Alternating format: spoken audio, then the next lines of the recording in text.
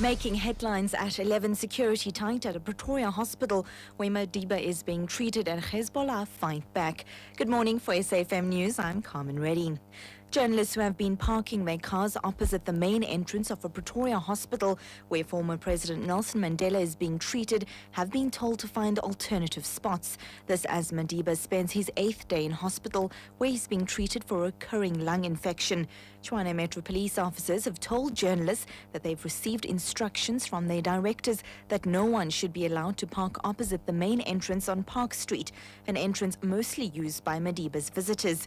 Meanwhile, security continues to remain tight at both entrances of the hospital. There are major traffic disruptions on the N3 freeway in Johannesburg as bikers against e-tolls began their protest. The 81-kilometer ride is expected to take about 2 hours as they head towards the N12. Paul Magobane reports. Riding at about 40 kilometers per hour, the bikers are causing traffic delays as they moved from Beasmedia to the N1, and now they're on the N3 headed east towards the N12. This is not the first time bikers against e-tolls take to Joburg's freeways, but they vow they will continue with similar protests if the government doesn't listen. Meanwhile, some have red armbands on in support of COSATU's call against e-tolls.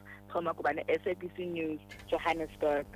The DA says it will write to the Portfolio Committee of Justice and Constitutional Development to seek clarity about the move by the NPA to redeploy prosecutor Glynis Breitenbach. On Thursday, the NPA wrote a letter to Breitenbach advising her that she'll be moved from the Specialized Commercial Crimes Unit to the Office of the Acting National Director. The latest development comes after Breitenbach was acquitted of all charges by an NPA disciplinary hearing. The main charge against Breitenbach was failing to act impartially when she investigated the Kumba iron ore scission and Imperial Crown trading mining rights issue. Edwin Nsidi has more. The DA is fuming over the move by the NPA to redeploy craft pastor Glynis Breitenbach, the party's Debbie Schaffer. The DA is obviously extremely concerned at the latest development. The move to redeploy Breitenbach came just a day after the NPA filed a motion of notice with the Labour Court, seeking an order that will see the senior prosecutor fired. Constitutional law expert Professor Shatra Guto believes the NPA has no case against Breitenbach. It's going to be a very difficult case for the NPA to convince the court. In the latest development, Breitenbach's lawyer says the NPA is pursuing more investigations against her. Edwin Nsidi, SABC News. Gauteng's MEC for Sport, Art, Culture and Recreation, Lebogang Maile, says the provincial administration, together with the rest of the nation, has organized a number of events to commemorate tomorrow's anniversary of the June 16, 1976 youth uprising in Soweto.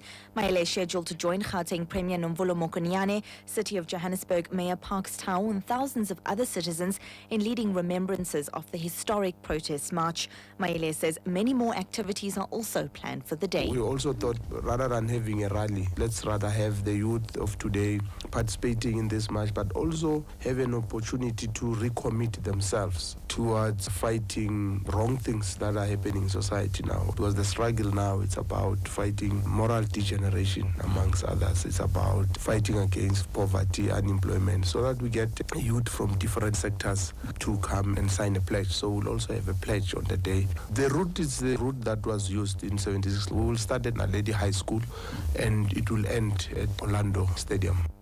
Other local news: police in Mpumalanga say no arrests have yet been made following the death of 29 initiates in the Nkangala district in Mpumalanga last month. Police spokesperson Leonard Hlati says they're still investigating 27 murder cases related to initiation. He says 2 other cases are being investigated separately. We have not arrested any individual up to so far with regard to the issues of initiation death, but we have currently sent some of the dockets decisions, and we are still busy with the taking of statements and making sure that we are tightening all the loose ends. International news now. The leader of the Lebanese Shia movement Hezbollah, Hassan Nasrallah, says the group's militia will continue fighting alongside forces loyal to Syrian President Bashar al-Assad. The group is believed to have played a key role in the defeat of rebels earlier this month in the Syrian town of Hoseh. Hassan Nasrallah addressed supporters over a video link. We will be wherever we are needed. We will continue to bear the responsibility we took upon ourselves, and there's no need to elaborate. Recapping your top story at 11 o'clock, journalists who have been parking their cars opposite the main entrance of a Pretoria hospital where former President Nelson Mandela is being treated have been told to find alternative spots.